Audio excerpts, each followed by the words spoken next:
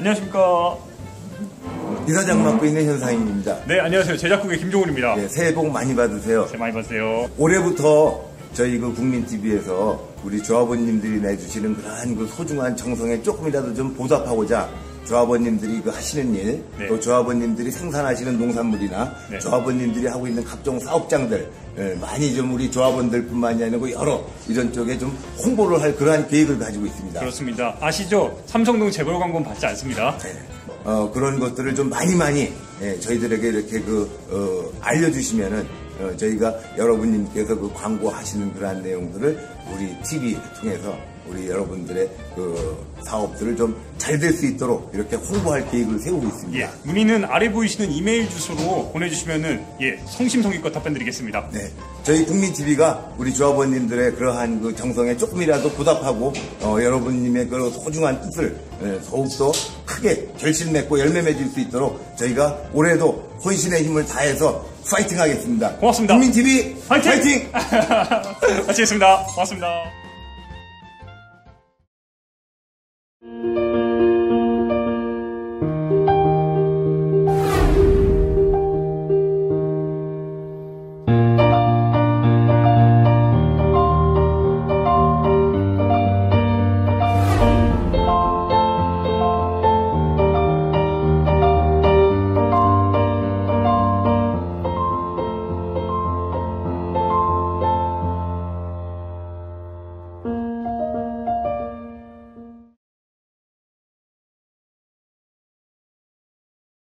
놓지 않아 너무 미안해 손을 잡아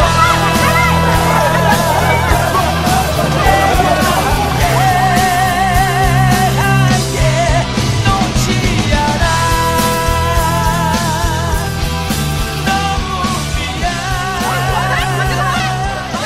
너무 본격 꼰대 저격 방송 이런 꽃같은 청춘입니다. 아 좋아요. 오늘이 19회인가요? 네, 오늘 벌써 19회. 19회 방송입니다. 아 좋습니다. 네, 지난주에 이어서 청년 정치인 특집 제 2회가 시작됐는데 의상이 바뀌질 않았어요.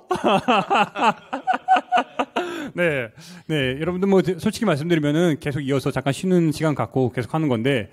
근데 여전히 우리 장 작가의 빈자리가 한번 놓고 하니까 더 크게 느껴져요. 아, 원래 몰랐는데 또 없으니까 또 그렇죠. 그러니까 나네요. 우리 둘을 막 열심히 꼰대라고 저격하는 그 사람이 없으니까 지금 여전히 이 시베리아에서 이 추위 속에서 왜 이 겨울에 거기 갔는지 왜? 일주일 지났으니까 지금 한 바이칼 호수 정도 그러니까 거기서 담배 피고 있겠죠? 바이칼 보면서 담배 필 것 같아요. 그러니까요. 또 셀카 찍고. 그럴 것 같아요. 아무튼 빨리 오세요. 보고 싶어요. 네, 지난주에 이어서 우리 지금 각기 다른 세계 정당에서 청년 유력 정치인들이 되실 세 분을 모셨습니다. 서울 동대문에 출마하신 정의당의 오정빈 후보, 과천 의왕에 출마하신 녹색당 홍지수 후보, 고양 덕양 갑에 출마하신 노동당 신지혜 후보. 네, 지난주에는 우리 후보자들의 개인적인 왜 내가 정치를 시작했는지 좀 그런 개인적인 이야기에 많이 집중을 했어요. 근데 이번 주에는 이제 정치인의 모습을 넘어서 정책적으로 정치인이라면 정책에 대해서 좀 이야기를 해야죠. 그렇죠. 그래서 이번 주에는 좀 한국 사회에서 정치란 무엇이어야 되는지, 또 정책 개발적인 얘기라든가 또 청년 정치의 가능성 그렇죠. 이런 얘기들을 짧게 해보려고 합니다. 네, 비전을 좀 보여주세요. 팍팍. 솔직히 궁금한 점들이 많이 있어요. 이 자리에서 우리가 한국 정치를 논한다는 것 자체가 좀 많이 부담이 되는데 그럼에도 불구하고 저는 우리 지금 후보자님들한테 듣고자 하는 바는 후보자님들이 왜 정치를 하면서 각 당이 갖고 있는 그 정치의 그 매력 포인트들 있잖아요. 유권자들에게 어떻게 보일지 그 비전과 어찌 보면 정책에 대해서 좀 더 명징하게 좀 제시를 좀 해줬으면 좋겠어요. 지난 시간에 솔직히 말씀드려서 제가 마이크를 안 놓았다는 그런 지적을 너무 많이 받았어요. 안 되겠어. 이번 시간은요 여러분들에게 마이크 기회를 드릴게요. 솔직히 서로가 서로 좀 잡아 좀 먹으세요. 이 유력 정치인 옆에다 놓고 이렇게 거대 정당 옆에다 놓고 이렇게 그냥 크게 놔둘 거예요. 서로 편안한 방송이라고. 그래서 제가 최대한 마이크를 놓고 여러분들에게 기회를 많이 드릴 테니까 예, 그렇게 좀 부탁 좀 드릴게요. 선거구 획정. 일단 제가 궁금한 점이 예비 후보를 솔직히 등록하신 분도 계시고 못하신 분도 계신 걸로 알고 있어요. 근데 그 이번에 선관위에서 예비 후보 등록과 관련해 가지고 굉장히 좀 이상한 행태를 좀 보였다고 알고 있어요. 그 부분 좀 우리 홍지수 후보자님이 선거구 획정이 올해 안에 안 끝나겠구나라는 상황을 이제 만나서 원래 녹색당이 굉장히 서둘렀습니다. 사실 작년 여름부터 총선 얘기를 지역에서는 하기 시작했는데 우리가 이제 시작하니 아직은 경험이 적으니 우리 빨리 시작하자라는 게 우리의 초점이었는데 선거구 획정이 늦어졌어요. 그래서 1월 이후에 하자라고 미루고 있던 차에 선관위에서 연락이 왔습니다. 올해 안에 예비 후보 등록을 한 후보에 한해서, 그러니까 2015년 안에 한 후보에 한해서 2016년에도 선거운동을 허용한다.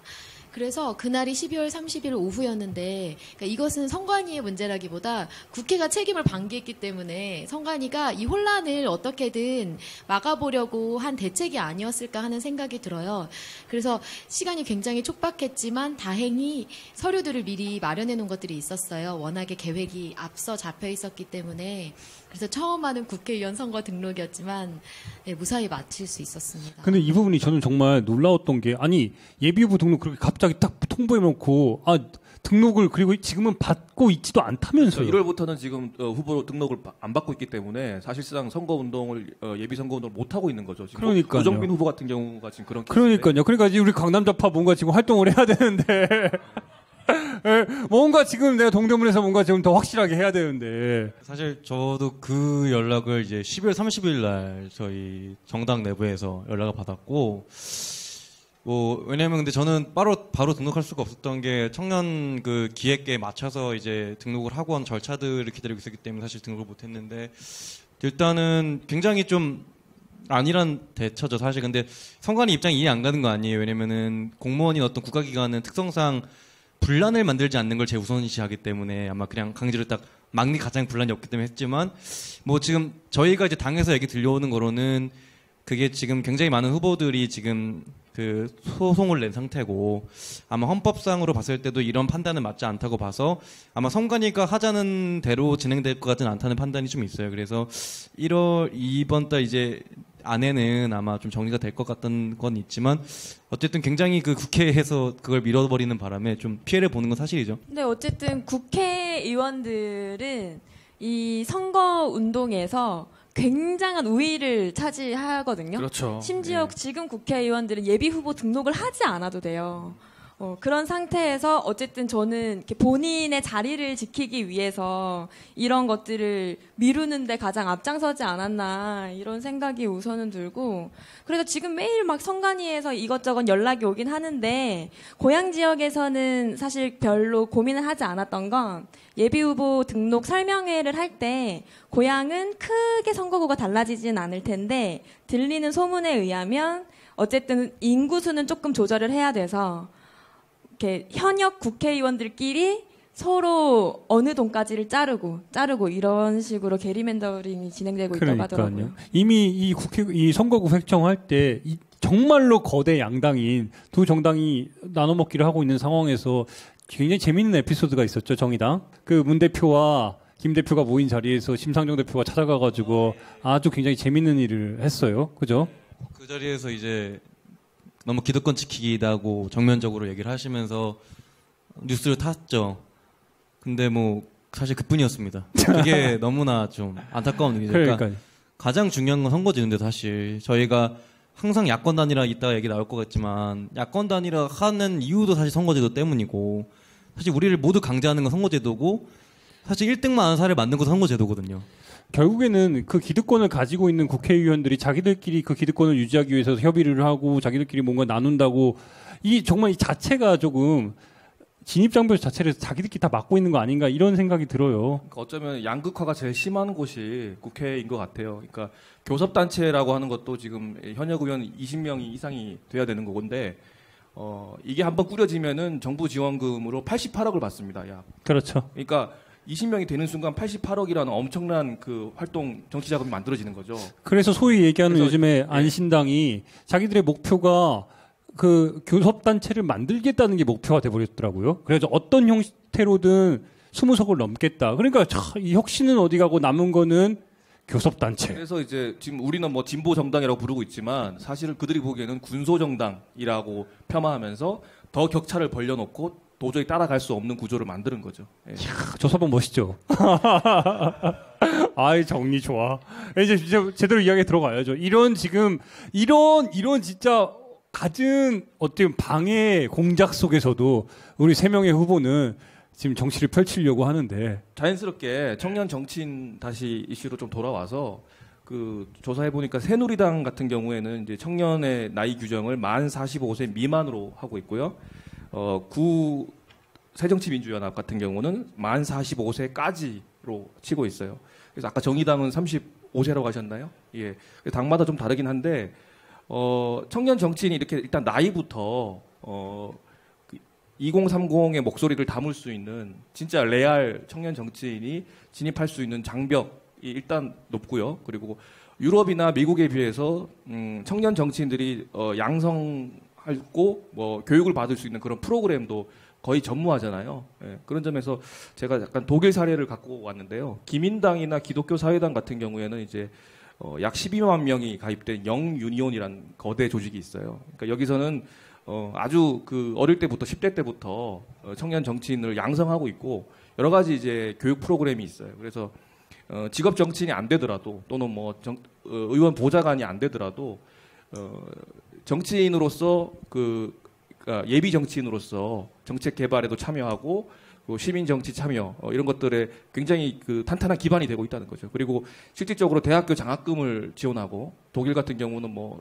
원래 등록금이 원래 뭐 거의 없는 편인데 생활비나 장학금도 지원하고 그리고 여러 가지 그 진로 개발 또 안내해주고 그런 점에서 비교할 수 없는 뭐 구조를 갖고 있는데 자극을 받고자 네. 유럽의 이제 뭐 극우파들도 득세하고 있지만 그리스 시리자 당수 같은 경우는 39세예요. 이탈리아 민주당 당수는 40세, 오스트리아 외무부 장관은 28세, 스코틀랜드 하원 의원은 20살도 있어요. 그렇죠. 그러니까 이게 불가능한 게 아니라 한국 정치도 조금만 시스템적으로 제도적으로 변환이 되면 충분히 가능하다. 그래서 저는 청년들에게 우리가 너무 투표장 안 가는 거 아니냐. 너희들이 투표장 안 가니까 투표율이 낮으니까 정치인들이 너희들을 무시하는 거 아니냐. 그런 얘기들을 참 많이 듣잖아요. 네. 근데 이제 청년 정치인이 많이 이제 등장하고 청년 이슈들을 많이 개발하는 순간부터 우리 목소리를 담는데 투표장에 안 가는 게 이상하잖아요. 네. 그래서 저는 청년 정치인의 양성 문제는 청년 투표율과도 직접적으로 연결된다 이렇게 생각하는데 다른 후보분들 의견도 좀 듣고 싶네요. 예. 이게 토론인지. 이해하셨어요? 네, 저도 저희 동네 지역구 국회의원께서 이런 얘기를 했어요. 청년들 너희들이 표가 안 돼서 너희를 위한 정책을 내기가 어렵다 이런 얘기를 공공연하게 하더라고요. 그래서 그 송 의원님이 네. 아유 그분 참 진짜 네. 청년들을 어르고 너희를 위해 이런 걸 해줄게 뭘 원하냐라고 말하는 기성 정치인들을 많이 만났습니다. 그런데 녹색당에서는 청년들에게 자리를 내줬어요. 지금 저와 함께 온 저분들 모두 청년이고요. 대변인과 회계 책임자 그리고 과천 녹색당 운영위원장이자 이번 선거에서 회계 책임 맡는 이선미 씨도 같이 왔고 장예정 대변인은 지금 22세 대학생입니다. 네. 네, 올해 23세가 됐는데 굉장히 똑똑하고 정의로운 저분들이 피선거권이 없는 거예요. 그렇죠. 제가 이 피선거권 문제가 이렇게 피부로 와닿았던 적은 없어요. 그러니까 이렇게 훌륭한 정치를 할 만한 이 청년들이 완전히 기회를 박탈당했고 25세가 될 때까지 만약에 정치를 하려면 이들은 무슨 준비를 하며 어떻게 생계를 마련해야 하나 이런 의문이 생기더라고요. 그러니까 정말 말씀하신 것처럼 제가 후보가 되었을 때 오로지 내 친구 홍지숙이 옆에서 늘 일상에서 봐왔던 우리 동네 지숙이가 정치를 한다고 하니 이 사람들이 멀고 어려웠던 정치가 가까이 오는 거예요. 아, 정치 정말 신물나서 그만두려고 했는데 너 때문에 다시 한번 들여다봐야겠다라는 얘기를 실제로 굉장히 많이 들었어요. 네. 좋습니다. 제가 근데 말을 끊으면은 방금 순간에 캐치프라이즈가 확 올랐어. 우리 동네 지숙이도 정치를 합니다. 좋은데요? 왜냐면은, 아까 그 말씀 중에 청년들이 보통 정치를 뭐 한다 그러면은 우리 꼰대들이 대부분 하는 게 그래 네가 원하는 게 뭐야? 어쩌라고?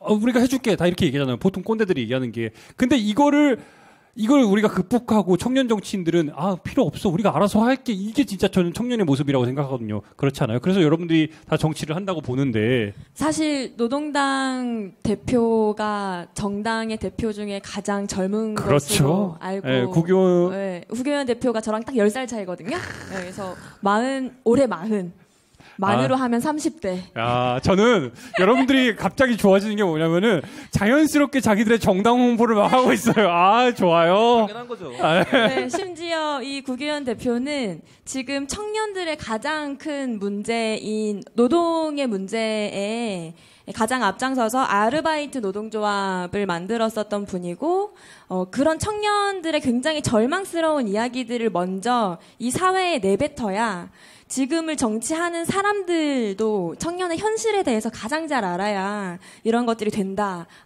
세상이 바뀐다 이렇게 생각을 해서 당대표까지 나왔는데 사실 지금까지 정치판에서 보면 청년은 그냥 그저 이 정치의 어떤 도구로서 쓰이는 게 좀 훨씬 더 많은 것 같아요. 특히 기존 정당들에서 그런 걸 많이 반성해야 되는데 청년 정당이다 혹은 청년들을 위한 정책이 이런 거다라고 이야기를 하면서 그것들은 사실 표로 연결이 안 되는 문제가 아니라 그 정책이 정말로 청년들의 삶을 바꿀 수 없는 정책이기 때문에 알려지지도 않고 사람들이 움직이지도 않는 거거든요. 그래서 표가 안 되는 게 아니라 당신들이 문제를 잘못 짚었음 이런 것들에 대해서 더 신랄하게 비판해야 되는 것 같아요. 네, 그러니까 정치 불신이나 정치 혐오를 사실상 역설적으로 제일 원하는 사람들이 기성 정치인이에요. 그렇죠. 그러니까 투표율 낮다. 그래서 너희들 목소리 안 들어줄 거야. 이거는 굉장히 그 정치적으로 진입할 수 있는 장벽을 또 가두는 거고 소극적으로 대처할 수밖에 없는 구조를 만드는 거예요. 그러니까 항상 그러잖아요. 억울하면 투표해. 근데 투표를 못하게 하는 이 상황들이 너무너무 많이 일어나는데 알바 해봤냐고요. 그러니까 이런 느낌들 우리 저기 그렇게 무릇하게 쳐다보지 말고요. 네. 이런 분위기로 가면 또 정당 또 자랑을 해야 되나 봐요. 저희 노동당의 구기현 대표님께서 계신다면 저희는 미래정치센터 조성주 선배가 있습니다. 네. 청년의원을 건립하셨는 공동 멤버시고. 근데 조성주 선배 얘기를 꺼내는 거는 굳이 자랑하려는 얘기만은 아니고 말씀하셨다시피 사실 청년들을 육성할 수 있는 정치당 정당의 교육 시스템은 정말 필요하다. 그러니까 사실 우리나라에서 청년이 왜 무시를 당하는가? 그렇죠. 그러니까 왜 무시당하는가 하면 사실 그 청년들은 아직 실력이 없고 너희들 나가봤자 뭐 그래 봤자겠지라는 인식이 굉장히 깔려 있다. 이거를 극복할 수 있는 방법은 정말 실력 있는 청년 정치인을 많이 배출해가지고 정말 우리가 비수를 꽂을 수 있어야 된다.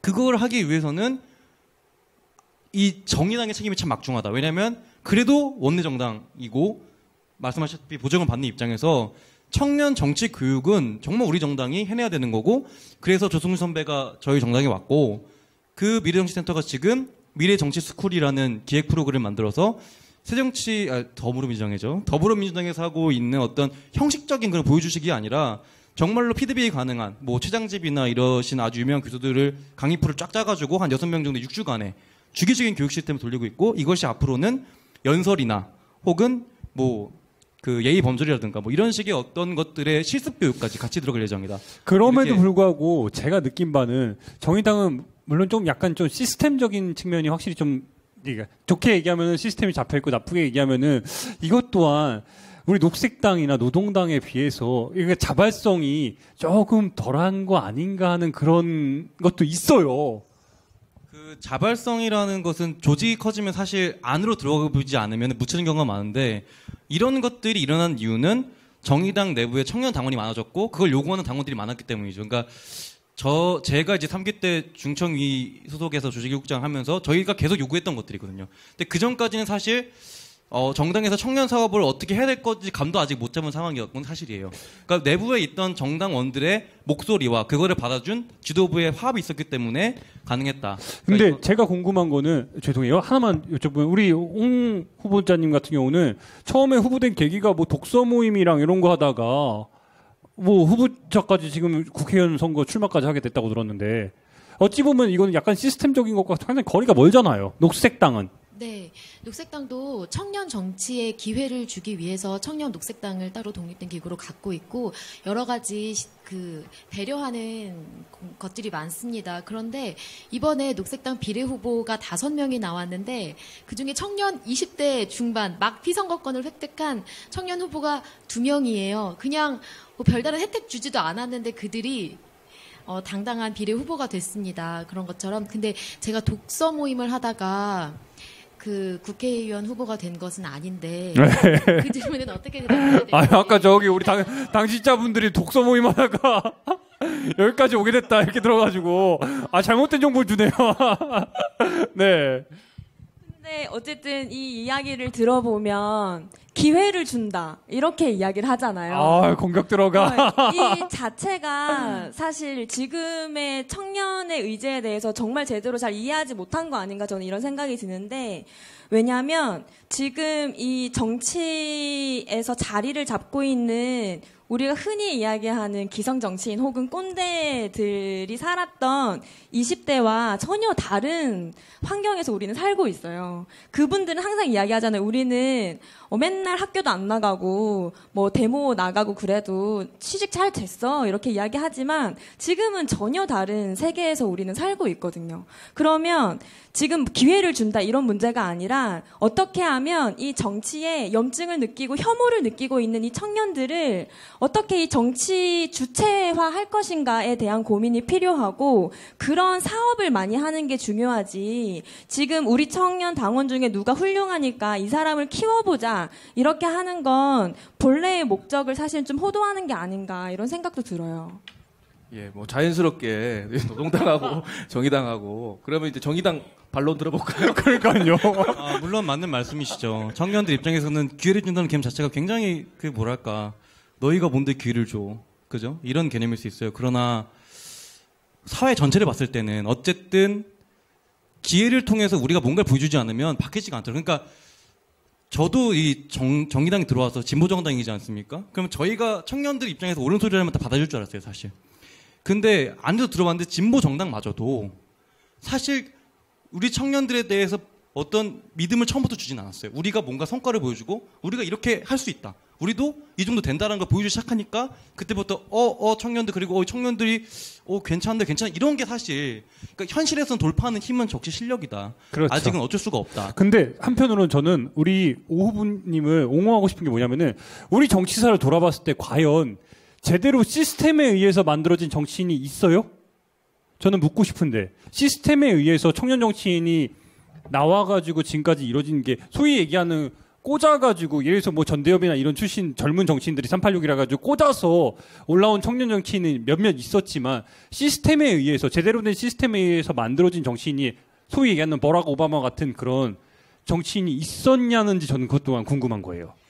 지금 많은 진보 정당들에서는 현장에서 활동했었던 그러니까 정당의 어떤 교육을 받았다기보다는 왜냐하면 그만큼 진보 정당의 역사가 오랫동안 이어지지 못하고 또 어느 당이랑 통합을 하네 분열을 하네 이런 과정 속에서 그런 시스템이 못 만들어졌다고 생각을 해요. 그래서 앞으로는 좀 각각의 정당들이 각각의 이념과 세상을 가지고 그런 것들을 좀 길게 보는 그렇죠. 계획들을 가져야 그게 가능한 일이지 않을까. 아직까지는 다 현장에서 배우는 것들이 너무 많죠. 그런 점에서는 정의당의 한편으로는 저는 이런 실험이 그러니까 이런 시스템들이 저는 또 옳다고 보고 최근에 지금 얼마 전에 안신당으로 들어간 김한길 전 민주연합 대표 있잖아요. 당적을 무소속까지 포함해가지고 이번에 옮겼잖아요. 15번째예요. 이게 지금 우리나라에 시스템이 없다는 반증이고 그래서 저는 새 정당이 더 역할이 더 중요하다고 보고요. 그리고 제발 원내에 좀 진입 좀 해주세요. 이 소위 얘기하는 우리가 2014년에 뭐였죠? 각자도생이었나요? 그리고 헬조선. 최근에는 혼용무도까지 우리 물론 박근혜 대통령 때문에 나온 말이지만 이런 청년들이 이제는 더 이상 이게 뭐 어떻게 할 수가 없는 진짜 벼랑 끝으로 몰려가지고 이제 더 이상 갈 수도 없는 이런 상태까지 갔는데 이런 상황에서 청년 정치인으로서 뭔가 내가 생각하는 청년 정치인으로서의 비전이나 목표 그리고 실제적으로 청년 정치인들이 등장함으로써 우리가 보여줘야 될 것들이 실질적인 정책들이 정말 필요하잖아요. 노동당에서는 이제 내일 총선 종합계획이 이제 결정이 되는 회의를 앞두고 있는데 내일이라고 하시면 안 되는데 이미 네. 그러면 이제 결정이 됐겠네요. 어떤 방향이든. 네. 네, 좋고요. 네, 총선 종합계획에서 이번 총선에서는 분명한 의제를 가지고 총선에 임하자라는 거였고 그 중요한 의제 중에 하나는 지금 청년들뿐만이 아니라 800만 명의 비정규직의 삶을 바꿀 수 있도록 노동체제를 바꿔야 한다는 것이었어요. 지금 이 시대는 사실 기존의 정당들은 경제가 성장할 거다 혹은 어쨌든 조금은 성장할 거다라고 이야기하지만 지금의 소득으로는 도저히 사람들은 경제 생활을 할 수 없을 정도로 어렵다. 지금 이런 저성장 시대에서는 일자리를 나누는 것 외에는 일자리가 생겨날 수가 없다. 그래서 노동시간 단축을 해야 되고 그러면 임금이 줄어들잖아요. 그것은 최저임금 1만 원으로 그 소득을 보전해야 되고 그마저도 부족한 부분은 어쨌든 삶에서 좀 충분한 소득이 필요하기 때문에 월 30만 원 정도의 기본소득 모든 국민이라면 무조건적으로 받는 기본소득이 필요하다. 그래야지만 삶이 가능한 체제로 노동을 해야지만 그 사회에서 앞으로의 생태 사회로서의 고민이나 문화 사회로서의 고민까지 나아갈 수 있다. 이렇게 저는 보거든요. 노동당이 다른 건 몰라도 물론 국교원 대표 때문에 그런지 모르겠는데 그 10,000원 있잖아요. 최저임금 10,000원을 우리 사회에 확 퍼뜨려가지고 그거를 강조했다는 것 자체가 처음에는 10,000원 나왔을 때 여러분 다 기억하세요? 미친 거 아니야? 아니 5,000원 받을 때 10,000원 얘기를 하고 있는 이 자체가 되게 저는 황당하다. 우리나라에서 10,000원을 꺼내 들었을 때 우리 아버지 부모님이 자영업자인 입장에서 어떻게 10,000원을 줘? 이랬는데 지금은 그래도 생각의 자체를 좀 변화시켰다는 것에서 저는 노동당이 상당히 좀 큰 의미를 갖는다고 보는데 다른 분들은요? 네, 녹색당도 기본소득 이야기를 하고 있습니다. 그렇죠. 사실 기본소득은 녹색당이 제일 처음 문제입니다. 근데 원조 논쟁 들어왔네요. 네. 그렇죠. 정의당 가만히 있을 거예요.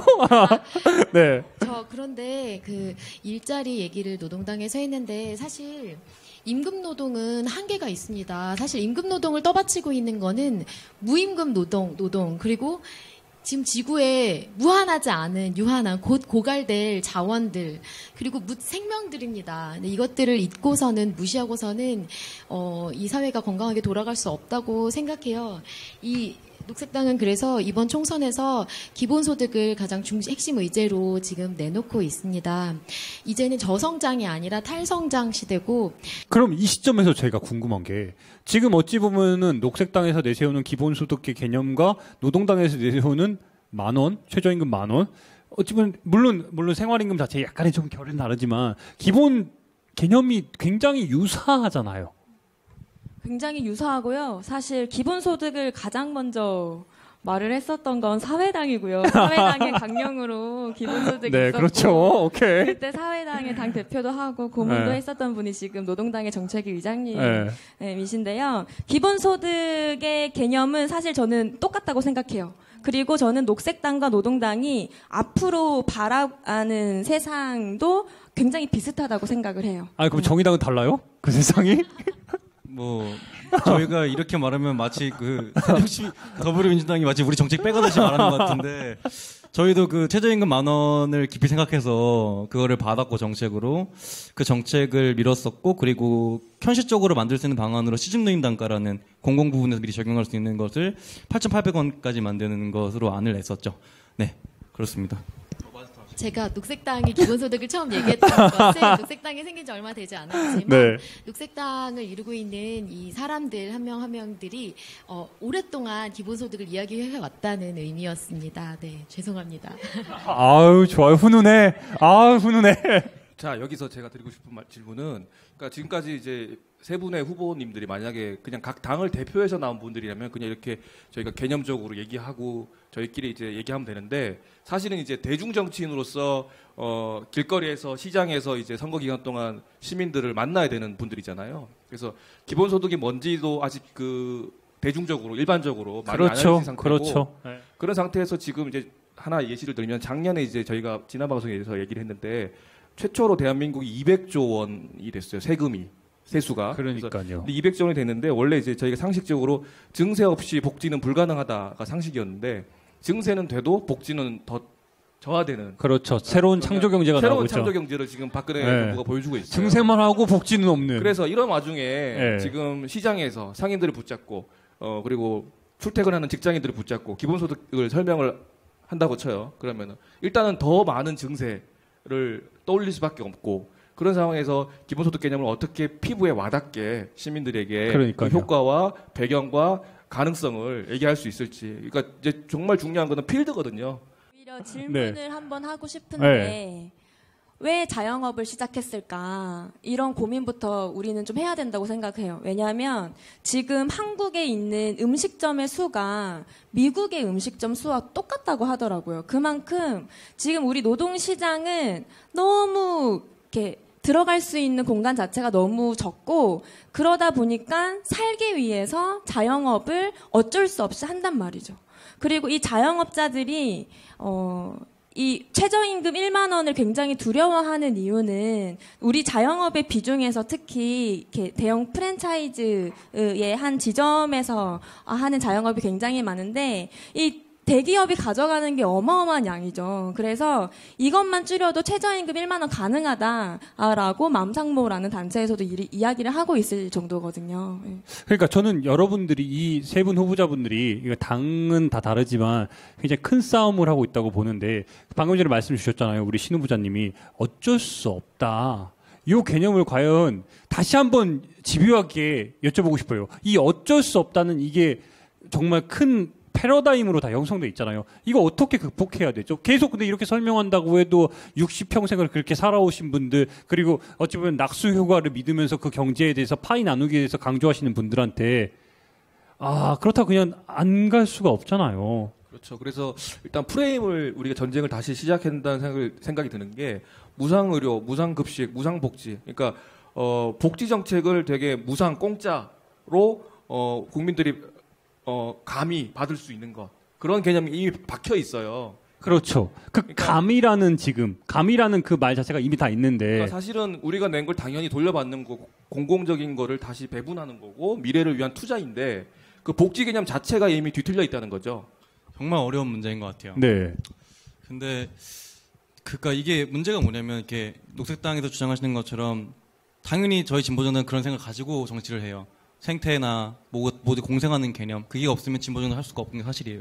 그런데 우리가 일반인한테 가서 공생하는 개념을 생각해봐 이러면 절대 생각 안 한다는 그게 문제가 있다는 거죠. 현실적으로. 그러면 우리가 지금 정치에서 도대체 현안이 되는 것들은 뭘까? 그것은 실생활에서 나한테 와닿는 것들이다. 그래서 진보정당이 어떤 정책을 하나 밀어붙일 때는 정말 지금 이 국민들이 다수가 그러니까 우파 좌파의 프레임을 떠나서 무언가를 함께 공감하고 있는가가 중요한데 제가 생각했을 때는 저는 송파구 출신이기도 하고 우파 애들도 많이 있는데 노동시간 단축에 대해서는 굉장히 공감을 많이 해요. 진보와 우파를 떠나 청년들은 왜냐하면 청년들이 이미 많이 봐왔거든요. 선진국들이 내가 여행 갔는데 선진국 한 달을 쉬더라. 우리는 도대체 왜 안 될까? 경제대국 13인데 왜 우리는 한 달에 못 쉬고 일주일 쉬고 와서 또 일을 해야 되는가? 그리고 왜 우리는 점심시간을 노동시간을 배제하는가? 포함시키지 않고 이런 문제들은 청년들은 우자파를 떠나서 공감하고 있다. 그러니까 이런 거는 사실 이런 거를 잡아서 다 같이 함께 밀어붙일 필요가 있다. 이것이 진정한 청년들의 결합이라고 생각하고 그리고 이 자영업자들이 최저임금 올리기 불안해하는 거는 사실 당연한 게 우리나라의 복지 정책이 굉장히 미비하기 때문에 하나하나 올리는 게 굉장히 부담스러운 거예요, 사실. 그래서 우리가 지금 우리나라에서 가장 문화적으로 공감받을 수 있는 복지 정책이 뭔가 하면 교육이거든요. 왜냐하면 교육은 기회 개념이기 때문에 교육 복지 정책은 굉장히 많이 공감들을 하세요. 그래서 우리가 뭔가 단결해서 한 번이라도 우리 세금을 낸 것이 우리가 돌려받을 수 있는 복지 정책에 쓰여야 된다. 이걸 한 번은 증명해야 된다. 근데 그거를 할 수 있는 수단이 교육 쪽에 있잖아. 저는 그렇게 생각해요. 대학교 등록금이라든지 예전에 한번 사건 일어났지만 죽었지만 다시 한 번 더 꺼낼 수 있고 교육은 언제든지 우리 진보정당이 선점해야 될 과제다. 저는 이렇게 생각하고 있습니다. 저는 녹색당이나 지금 노동당에서 조금 이 부분에 있어서 반론이 있을 것 같은데. 그렇죠. 이렇게 어쨌든 질문이 뭐 낙수 효과에 대한 사람들의 이렇게 엄청난 머리에 박힌 그런 것들이나 그런 패러다임은 어떻게? 네, 혹은 또 복지에 대한 좀 뒤틀린 개념 이런 것들을 지적을 해주셨는데 저는 이럴 때일수록 우파와 좌파가 함께하는 게 아니라 좀 더 전선을 확실하게 그어야 된다고 생각해요.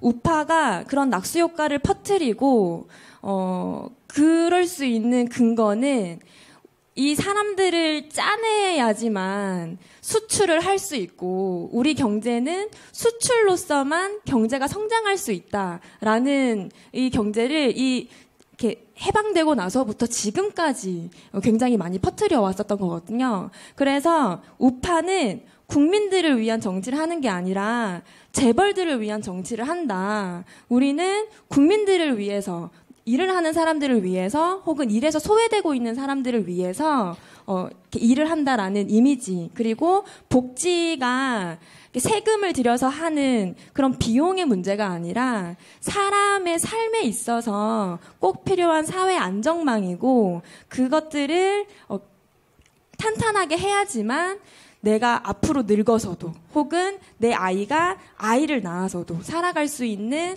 앞으로의 사회다라는 것들을 굉장히 많이 이야기해야 될 것 같아요.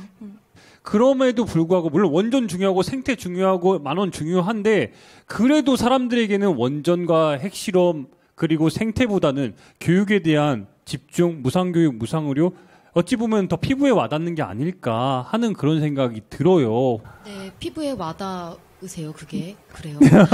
네, 피부에 와닿죠. 그런데 방금 말씀하신 그 덜 와닿는다고 하신 부분 역시 저는 피부에 와닿는다고 생각합니다. 왜냐면 이것은 당장 우리 살아가는 문제, 먹는 먹거리, 원전이 어디 멀리 있는 게 아니라 핵발전소 터지면 우리 다 죽는 거예요. 그렇죠. 네, 오염되는 것이고 지금 후쿠시마에서 핵발전소 터졌는데 지금 고등어 못 먹고 표고버섯 못 먹고 있습니다.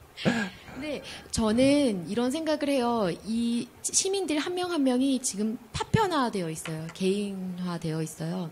근데 이들이 이게 공동체와 다시 연결된다는 느낌을 회복한다면 지금과 같지는 않을 것 같아요.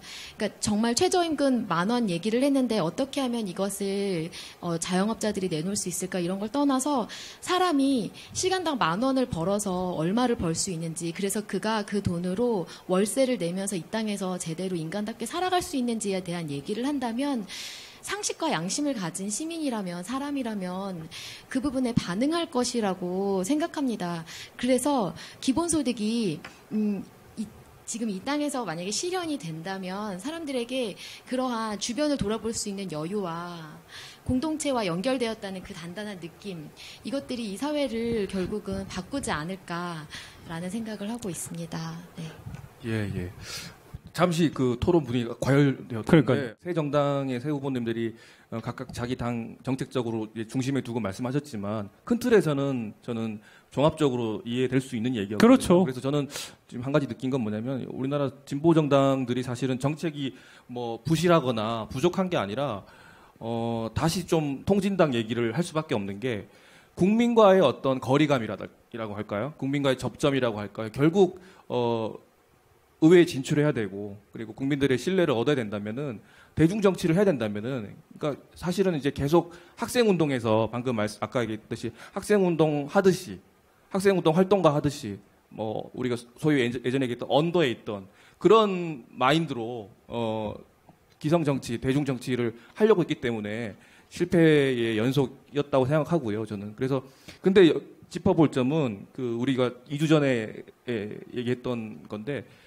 예통진당의 이상규 전 의원이 이제 배관공으로 지금 일하고 계신데, 통진당이 이제 헌법재판소에서 해산 결정을 받은 그 폭압적인 사태보다 더 충격적이었던 것은, 생각했던 것보다 국민들이 너무 차가웠다는 거죠, 반응이. 해산됐는데도 그냥, 그래, 그럴 수 있지, 뭐, 종북이라는데, 20년 가까이 노력해 왔는데 진보정당 운동이 이렇게 국민들에게 깊은 신뢰감을 못 주고 있었구나. 그런 현실의 차가운 벽을 느끼셨다고 인터뷰에서 봤는데 저는 다시 돌아와서 진보정당들이 어떤 정책이 부실하고 뭐 올바르지 않아서가 아니라 어떻게 국민에게 다가갈 것인가. 저는 바로 그 지점에 청년들의 상상력 그리고 실천력이 필요하다고 그렇죠. 생각해요. 저는 우리 후보자님들한테 궁금한 게 바로 저도 이 지점이에요. 솔직히 얘기하면은 우리 지금 뭐 다 이렇게 뭐 노동당분, 녹색당분, 정의당분 다 계시지만 국민들이 느끼기에는 솔직히 모르시는 분들도 있잖아요. 물론 있다고는 하지만 많이 알려졌다고 하지만 그래도 야당으로서의 존재감 자체가 없다고 생각하시는 분들이 많은데 이 괴리를 무너진 이 진보에 이 더민주당이 자기들이 막 진보라고 얘기하고 있는 이런 상황 속에서 어떻게 자기들의 자리매김을 할 것이며 어떻게 그 위치를 청년 정치인으로서 잡아갈지 그것도 그러니까 너무 궁금한 거예요. 단적으로 얘기하면 지금까지 진보정당의 운동은 표 싸움에서 본다면은 기존 야당에서 조금 좌측에 있는 분들을 뺏어오는 느낌이었어요. 근데 그런 방식으로는 이제 안 된다는 거죠. 예.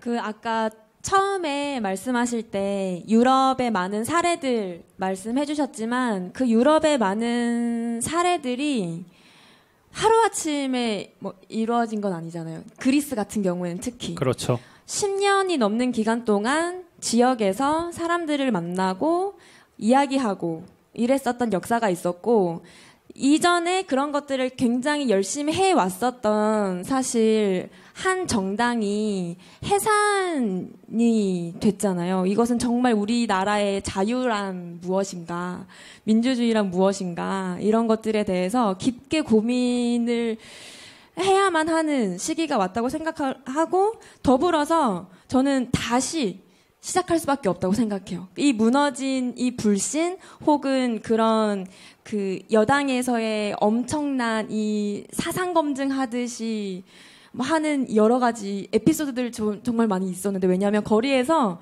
세월호 관련해서 계속 지금도 뭐 서명을 받거나 혹은 선전전을 하고 있는데 어떤 분이 막 지나가면서 너 종북이지 막 이렇게 이야기를 하다가 뭐라고 말씀하시냐면 너 종북 아니면 김정일 개새끼 해봐. 이렇게 이야기를 해요.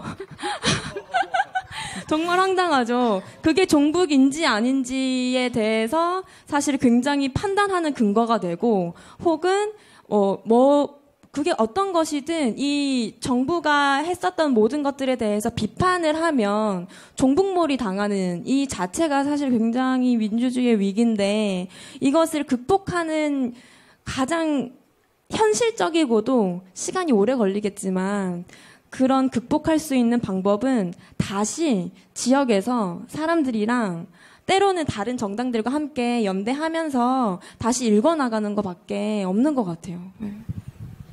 저도 이 말씀을 들으니까 생각이 나는데요. 작년에 1년 내내 과천에서 지역 현안이 있었습니다. 그 야생화 자연학습장이라는 시 공유지를 마사회와 사이가 좋으신 새로운 시장님이 과천 시장님이 그곳에 승마 체험장과 캠핑장을 짓겠다고 했어요. 근데 반대 여론들이 굉장히 많이 있었는데도 불구하고 그것을 강행했습니다. 근데 그때 시의회에서 그 찬반 구성이 두 거대 양당은 찬성하는 입장, 그리고 무소속 풀뿌리 시의원 2명이 반대하는 입장이었어요. 근데 이 두 사람의 시의원이 했던 것이, 의회에서 이것을 그러니까 부결하지 않으면 그 사업은 추진되는 상황이었는데 이것을 의회 바깥으로 갖고 왔습니다. 시민들에게 이 정보들을 나눠주고 시민들이 이 정보를 알고 이것의 문제점을 확인할 수 있도록 가르쳐주고 그리고 시민들이 나서서 이 문제 앞에 나설 수 있도록 아무튼 길을 열어주었습니다. 그렇게 했을 때 결국은 서명운동을 받고 토론회를 열고 기자회견을 열고 또 도에 찾아가고 이런 작업들을 통해서 결국은 결과부터 말씀드리자면 승리했습니다. 그렇죠. 네. 제가 네. 이 경험에서 시의원들을 설득했다기보다는 결국 그 시의원들은 표를 계산했던 것이라고 저는 생각하는데 그 찬성했다가 반대로 돌아선 어쨌든 정치인들은 어떨지 모르지만 생활인들 일상을 살아가는 시민들은 상식과 양심 그리고 시민의 지성이 있다고 생각해요. 그거 최대한 그들에게 우리의 생각을 알리고 그들과 힘을 모아간다면 지역에서 신지 후보님이 말씀하셨는데 그렇게 알리고 만나가고 우리의 진솔한 모습들 그리고 이 핵심적인 정책들을 알려나간다면 충분히 가능성이 있는 싸움이라고 생각합니다. 예. 그러니까 홍 후보님 말씀은 지금 의회 정치하고 생활 정치하고 지역 정치가 그 접점이 있는데 사실 우리가 그걸 경험해 본 적도 없고 별로 사례가 없기 때문에 그렇죠. 예. 그냥 그들만의 리그로 계속 우리는 지방 정치도 그렇게 봐왔다는 거죠. 예. 그런 생각이 드네요 지금. 한편으로는 제가 드는 생각은 제 위치에서 저는 항상 바라는 게 뭔가 가시적인 성과가 항상 나오기를 좀 집착하고 있어요. 그러다 보니까 제가 자꾸 우리 지금 거대 야당이라고 불리는 정의당에게 무언가를 지금 내놓기를 항상 바라고 있는 좀 억울할 것 같아요. 알겠어요. 그럼에도 불구하고 이 위치에 있으니까 이해해 주시고요. 예. 숙명입니다. 그렇죠. 고맙습니다.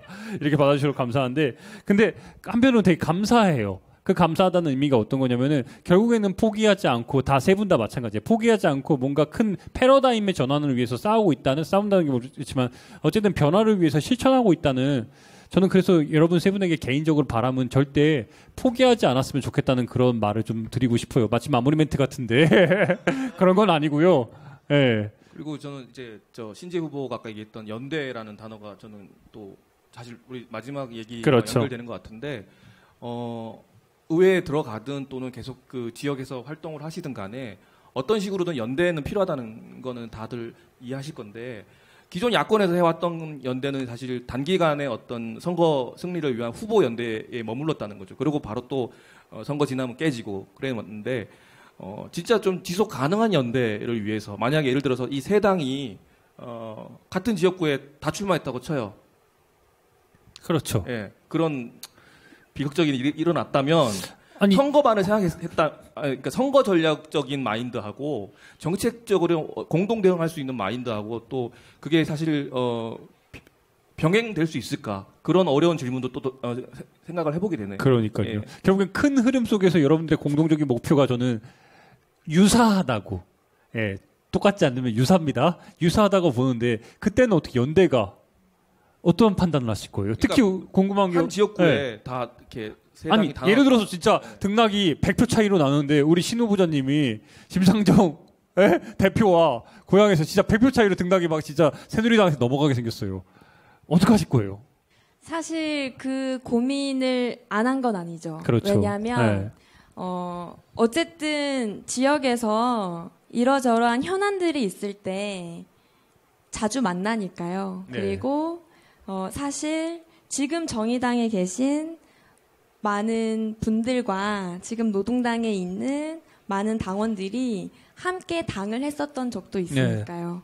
그런 게 가장 현실적인 문제인데 그럼에도 불구하고 저희 당에서 그리고 우리 지역에서 이 지역의 출마를 결심을 했었던 건 아까도 계속 이야기 나왔지만 이 거대한 프레임 싸움을 해야 하는 상황이라는 거죠. 이전에 사실 심상정 대표 같은 경우에는 이전에 1대1 구도가 되면서 결국에는 심판론에 대한 이야기를 굉장히 많이 해왔어요. 그런데 올해 들어서 굉장히 많은 신문들에서 여론조사 결과를 발표를 하고 있는데 본인의 투표 참여의 이유에 대해서 새로운 정치 세력을 위해서라고 투표를 한다고 대답하는 사람들이 있더라고요. 지금 기존의 정당들에서 내가 바라는 세상에 대해서 이야기하지 않아서 투표를 하기도 싫었고 혹은 배타적 지지를 할 수밖에 없었던 사람들이 저는 분명히 있다고 생각을 하고 그런 사람들을 위해서 새로운 세상은 이런 것이다. 새로운 세상을 우리 지금 당장은 쉽지 않겠지만 함께 만들어 나가는 계기로 삼았으면 좋겠다라는 메시지 전달을 위해서 사실 어렵게 선거 출마 결심을 해 나간 것이고 이후에 또 선거 끝나고 나서 또 어떤 지역 현안에서도 우리는 계속 만날 거예요. 지금도 뭐 제가 각종 현안에서 녹색당 분들과 굉장히 많이 만나고 있는 상황이기도 한데 그렇게 하면서 지역에서는 그렇게 하나씩 뭔가를 시도해보고 만들어 나가고 승리하는 경험 굉장히 중요하다고 생각하는데 그런 것들을 찬찬히 신뢰를 쌓다 보면 나중에는 선거 국면에서 전체적인 것들을 놓고 정책이나 선거구나 그런 것들에 대해서 이야기를 할 수 있겠지만은 지금 당장은 그 정도의 신뢰가 우리는 아직 쌓이지 않았다. 좀 더 많은 시간과 노력이 필요하지 않을까 이런 생각이 듭니다. 근데 그럼에도 불구하고 지역에서는 전 여기서 우리 오 후보님한테 이제 묻고 싶어요. 지금 지역구가 동대문 같은 경우는 제가 알기로는 안 의원이란 말이에요. 그러니까 뭐 안철수 의원이 아니라 안규백 의원으로 알고 있는데 이 상황에서 다시 한번 또 야권 연대로 의논하면서 정의당 예를 들어서 후보가 진짜 됐을 때 정의당 표 500표 막 왔다 갔다 할 텐데 분명히 강요를 할 거고 시민사회 입장에서도 지금 당장에 새누리당에 진짜 180석, 200석을 막아야 된다는 이런 요구가 막 튀어나올 텐데 어떻게 하실 거예요? 저는 사실 선거제도가 이렇게 소선거구제라는 상황에서는 압박감을 느낄 수밖에 없는 게 사실이다. 그거는 부정할 수가 없다. 다만 우리가 사실 그 진보들끼리 강제로 뭔가 통합을 한다거나 연대한다는 것은 우리가 이미 뼈저리게 겪었어요. 그것이 분열할 수밖에 없다는 사실. 그것이 자기가 옳다는 거에 신념이 너무 강해지기 때문에 패권주의로 가게 되고 그것들이 문제를 일으킨다.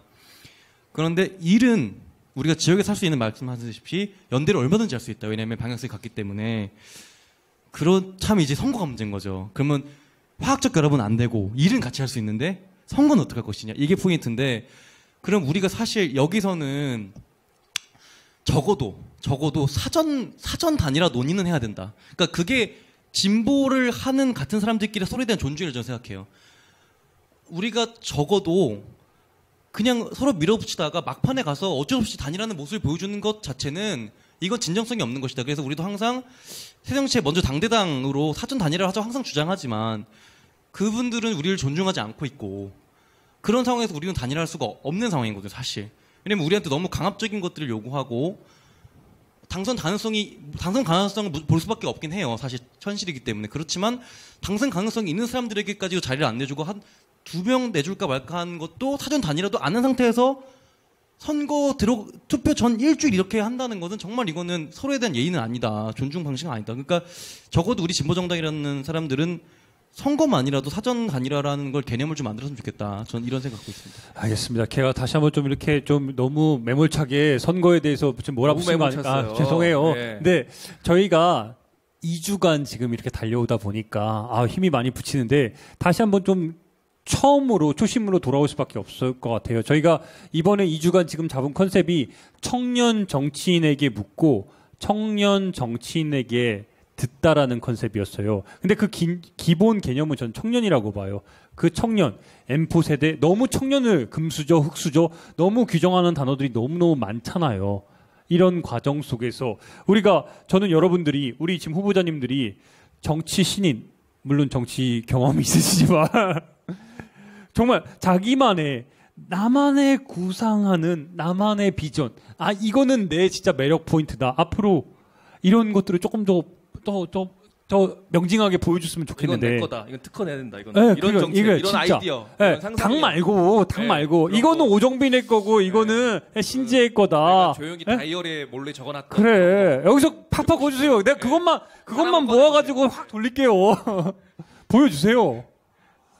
네, 저는 정치계로 이제 마음을 먹으면서 계속 알아가고 있는 상태예요. 아직 저는 항상 모르는 상태라고 저도 생각하는데, 근데 근래에 들어서 두 가지 사명감이 생겼어요. 제가 이루고 싶은 어떤 모델이 뭐냐면, 하나는 지역에 관련된 건데, 제가 6.4 지방선거 돌면서 느꼈던 게 정말 지역 정치인들을 많이 늘어내야 된다. 그게 내가 정치 인생을 하면서 정말 내 사명감이 들었어요. 그러니까 이 지역 정치인들이 사실 잘 활동하고 인력수가 받쳐주면은 이 언론의 애매함, 그러니까 이 대중매체 속에서 어쩔 수 없이 발생하는 불확실성과 그걸 통해서 선택하지 못하는 그런 민중들, 이런 현상을 굉장히 극복할 수 있고, 이 지역의 의원들이 늘어났을 때 얻는 시너지는 굉장할 거라고 저는 봐요. 이 지역 전문 정치인들이 지역을 한 1000명 단위로 다 연계를 하면서 서로 그거를 조율해 갈 수 있다면 정말 지역 정치는 굉장히 달라질 것이다. 저는 이걸 지역방송 하면서 우리 국민들이 그 능력을 보고 이 자기 지역에서 갖고 있는 사안에 대한 판단력이 국가적인 판단력은 설령 다를지라도 우파 좌파 다를지라도 이 지역 내에서는 굉장히 비슷한 판단력을 가지고 있다. 자기 이익에 관련돼서는 이거를 10분 발휘할 수 있는 체제는 무엇인가? 지방 의원의 활성화와 능력을 갖춘 사람들이 많이 늘리는 것이다라는 그런 목표가 생겼고, 그리고 두 번째, 경제에서 정말 큰 문제가 뭔가 우리나라에서 핵심은 뭔가 중소기업과 대기업 간의 임금 차이가 너무 격심해지고 있다. 이것이 모든 교육 문제를 일으킨다. 제 생각에는. 왜냐면 임금 차이가 심해지니까 노조가 상대적으로 강하고 약해지는 것도 서로 벌어지니까 반목이 일어나고, 임금 차이가 일어나니까 자꾸만 애들은 자기 꿈이 있는데도 조금 더 안정적인 생활로 빨리 들어가려고 하고, 이런 것들은 임금 차이에서 많은 일들이 일어난다. 그러니까 저는 다양성, 교육의 다양성을 보장하는 것도 사실 임금의 문제가 굉장히 강력하게 연결돼 있다. 그래서 예전에 저희가 70년대, 80년대만 해도 이 분석 자료 보면은 중소기업과 대기업의 임금 차이가 10%밖에 차이가 안 나는 걸로 알고, 우리나라가. 그때는 사실 우리 기성세대들은 그런 걸 몰랐지, 사실. 근데 지금은 70대 100 이렇게 나눠지는 현상이거든요. 이건 정말 분노할 일이다. 저는 이렇게 생각하고 그게 제 사명감이라고 생각합니다. 네. 그래서 우리 오 후보자님이 그래서 갖고 있는 그 비전은 그 두 가지를 뭐 극복하겠다는 건가요? 네, 그거를 제가 네. 정치 인생에서 40년, 50년이 걸리더라도 꼭 해내고 싶은 것 중에 하나인 거죠. 네. 그 두 가지는. 네. 알겠습니다. 굉장히 좀 어려운 질문인데요. 왜냐하면 활동을 한 지 사실 별로 되지 않았으니 네. 이것은 어찌 보면 청년 정치인으로서의 철학을 묻는 질문인 그렇죠. 것 같다라는 생각도 들어요. 제가 대학을 졸업하고 나서 뭐 그때 당시 부모님의 이렇게 반대도 너무 심했고 그래가지고 잠깐 대학원에 진학을 할까라고 고민을 했었던 적이 있어요. 그런데 그때 제 주변의 선배들이 어떤 얘기를 했냐면, 너는 현장의 사람이다. 네가 갖고 있는 사람에 대한 애정, 사람을 포기하지 않는 마음, 그런 것들이 현장에서 가장 잘 장점으로 드러난다. 그러니 공부를 더 하는 것보다는 사람을 통해서 배우고 사람과 함께 하는 것이 어떻겠느냐라고 이야기를 해서 대학원 진학을 하지 않고 네. 계속 활동을 해오고 있는데요. 사실 굉장히 많은 청년들이 사실 아까 정규직, 이렇게 대기업, 중소기업 이렇게 얘기하셨지만, 제가 2012년 대선을 앞두고 만났었던 청년들은 하루에 12시간 알바를 하면서 TV를 볼 시간이 없고, 정치인이 누군지도 모르고, 대통령 후보가 누군지도 관심이 없는 그런 사람들이었어요. 그런 사람들을 향해서 끊임없이 도전하고, 시도하고 새로운 세상을 만들고자 하는 사람들을 더 모아내고자 하는, 사람을 포기하지 않는 마음, 그것이 저는 제가 지역에서 계속 활동을 하면서도 가장 중점적으로 가져야 할 가치라고 생각을 하고, 그렇게 시민단체 활동들을 하고 있거든요. 그런 것들을 청년들을 비롯하여 많은 시민단체 그리고 정당에 속한 사람들과 연대하는데 기본으로 두고자 합니다. 제가 지금 두 분 말씀을 들으면서 느낀 바는 제가 굉장히 조급증에 걸려 있구나 이런 생각을 많이 맞아요. 해요. 네. 예. 왜냐하면 당장에 이 헬조선이 너무 각박해가지고 이 혼용무도 세상을 어떻게 바꿔야 되나 이 생각밖에 저는 안 들고 있어가지고, 당장 내년이죠 벌써. 내년에 또 지면 어떡하나 이런 생각이 너무 가득해요. 그렇기 때문에 우리 오 부자님도 그렇고 신 후보자님도 그렇고 우리 홍 후보자님도 그렇고 굉장히 큰 그림을 그리고 계신데, 그래서 한편으로는 지켜보고 싶어요. 저는 40년 50년 지금 말씀하셨잖아요. 지켜볼게요. 그리고 과연 정말 그 꿈을 어떻게 이뤄가실지 지켜보고 싶고, 그럼에도 불구하고 제 항상 걱정은 당장의 선거. 진짜 새누리당이 200석 가져갔을 때 진짜 선거법 개정해가지고 국민투표 붙인 다음에 의회제로 해가지고 박근혜 대통령이 총리한다는 이런 모습이 나올까봐 그게 걱정되는 거예요.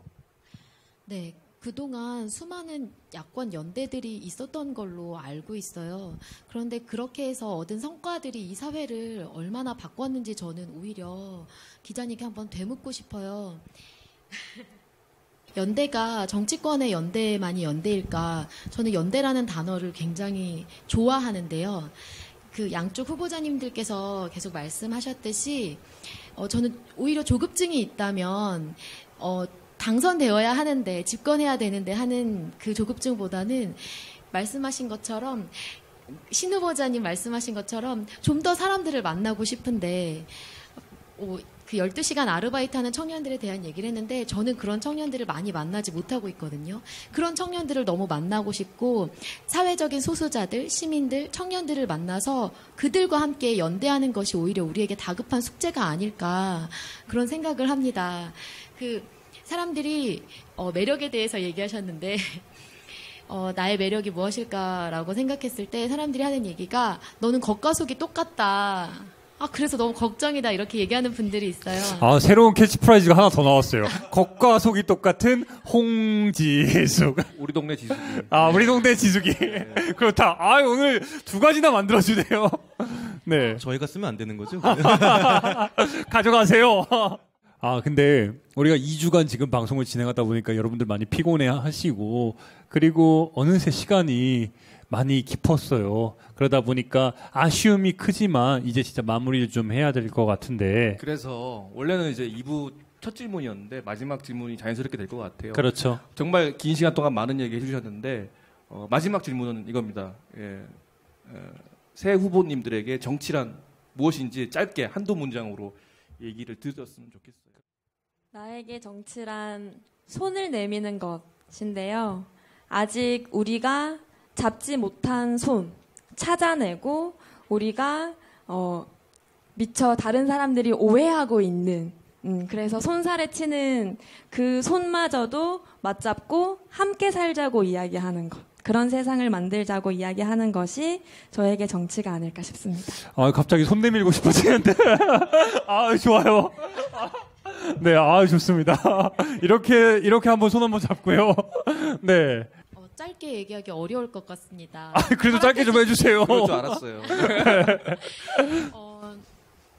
제가 후보자가 그 후보로 결정되는 그 총회 아침에 원래는 후보를 하지 못하겠다고 사퇴의 말을 하고서 그날 아침에 다시 하겠다는 말을 했습니다. 그래서 번복했네요. 네. 총회 때 그래서 후보로 결정을 내렸는데 그날 아침에 제게 찾아온 건 그럼 우리를 대변할 후보는 없는 건가? 이 질문이었어요. 아니 우리가 소중하게 여기는 이 정치에서 완전히 소외됐지만 우리의 삶의 근본이고 우리에게 소중한 이것들은 어떻게 하나 당장 전월세를 전전하는 가장이나 투표권이 없는 어린이 청소년 그리고 아직 태어나지 않았지만 이 지구에서 살아가게 될 미래 세대 그리고 묻 생명들 곧 개발하고자 하는 사람들이 호시탐탐 개발하려고 노리고 있는 공유제들 이런 것들이 다들 생각나더라고요. 이들에게 무대를 마련해주고 싶다. 그리고 마이크를 대주고 싶다. 그리고 이들에게 나와 함께 후보가 되어서 사람들에게 너희들의 목소리를 그 마음을 말할 자리를 마련해야겠다라는 생각으로 후보가 되었습니다. 네. 좋아요. 네. 마지막에 얘기했네요. 무대와 마이크를 주고 싶다. 좋습니다. 네, 우리 오 후보자님은요? 저는 정치는 평범한 사람들도 누구나 할 수 있는 것이다. 그것이 되게 중요한 것 같고 그래서 그리고 정치는 평범한 사람들이 나왔을 때 도대체 무엇을 하는 게 정치인가가 명확해야 된다.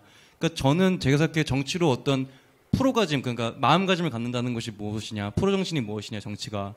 그것은 아마 그 어떤 국민들의 목소리에 듣는 과정이고 그 듣는 과정 속에서 많은 첨예한 이익 과정과 어떤 것들의 분열이 일어나는 거는 현실에 어쩔 수 없다. 그러나 그 상황을 모두 듣고 어떤 하나의 해결책을 제시하는 것이 정치다. 그리고 그것을 할 수 있는 것은 누구나 할 수 있고 누구나 육성될 수 있고 그리고 나 같은 정치인도 정치계로 성공할 수 있다. 이런 걸 보여주는 것이 지금 청년들에게 가장 필요한 것이 아닌가 그렇게 생각하고 있습니다.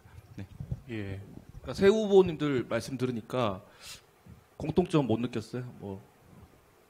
저는 되게 긴 호흡이 필요할 것 같은데요. 그러니까 저는 그러니까 다들 이제 우선적으로 생각하시는 가치나 어떤 생각하시는 정치의 결, 스타일 너무 달라요. 제가 보기에 너무 다른데 그렇죠. 공통적으로 하시는 말씀은 다 사람들이었어요. 정치는 결국 사람들과 함께 사람들을 바꿔나가고 함께 새로운 세상을 만들어가는 것이다. 저는 그렇게 감히 결론을 내렸는데요. 마무리 멘트 자연스럽게 하면 될까요? 예, 해주세요. 녹화일 오늘 기준으로 사실은 이제 20대 총선이 지금 95일 남았습니다. 예. 예. 그래서 저는 오늘 이제 진보 정당들의 어떤 딜레마도 봤어요. 예. 그렇죠. 우리 색깔, 우리 목소리를 정말 굽히지 않고 당당하게 얘기를 해야 되지만 또 뭐 야권 연대니 또 여러 제약 조건들 속에서 딜레마에 빠질 수 없는 진보 정당의 그런 상황도 봤고 또 보시는 분들도 세 분이 얼마나 이제 그 담담하게 자기 얘기를 진짜 정당의 얘기가 아니라 자기의 얘기를 진정성 있게 하셨는지 다 느끼셨을 것 같고요. 그래서 희망을 볼 수 있었다. 예, 그렇게 해서 저는 초심을 돌아보시면서 계속 지금 걸어가시는 길 뚜벅뚜벅 계속 세 분 다 걸어가셨으면 좋겠습니다. 저는 그럼에도 불구하고 포기하지 않았으면 좋겠다는 말은 이미 강조를 했으니까 제 바람은 꼭 4월에 금배지 달아주세요. 진짜. 그래서 우리 국민TV 아니 좀 도와주시고 그리고 40년 50년 하시겠다고 말씀하셨잖아요. 그리고 생활정치 하시겠다고 말씀하셨잖아요. 우리 동네 지숙이 된다고. 아 오늘 좋다 우리 동네 지숙이. 그러니까 다시 뵙고 그때는 진짜 현실 정치 이렇게 바꾸고 있다. 저희한테 우리 국민TV 통해서 팍팍 목소리 좀 내주세요. 이 하나 바람입니다. 예, 이 진짜 헬두성 각다도생. 예. 저희가 약속을 하나 해야 될 것 같아요. 그죠? 성공하면 여지 이 자리에 다시 오는 걸로. 그럼요. 네, 이 멤버 그대로. 네, 세 식구. 한 명도 빠지면 안 됩니다. 그럼요. 그렇게 부탁드리고요. 이 긴 시간 동안 지금 벌써 녹화하면서 지금 자정이 또 넘었는데 이 늦은 시간까지 다시 한번 와주신 점 다시 한번 감사드리고요. 네, 제가 우리 사전에 우리 지금 약속한 게 있죠? 멘트가. 예. 이렇게 해서 우리 마무리 짓고 그러나서 행복한 총선 잘 준비하시기 바랍니다. 본격 꼰대 저격 방송. 이런 꽃 같은 청춘입니다. 네, 마치겠습니다. 고맙습니다. 애쓰셨습니다. 네, 감사합니다. 네, 고맙습니다. 국민TV, 국민라디오 그리고 뉴스케이를 응원하시는 분들 미디어 협동조합 조합원 가입으로 힘을 실어주십시오. 그리고 기존 조합원 분들은 월조합비 납부 신청을 해주시면 감사하겠습니다. 조합원 가입과 월조합비 납부 신청 문의는 홈페이지 국민.tv 또는 서울전화 3144-7737로 연락주시면 됩니다.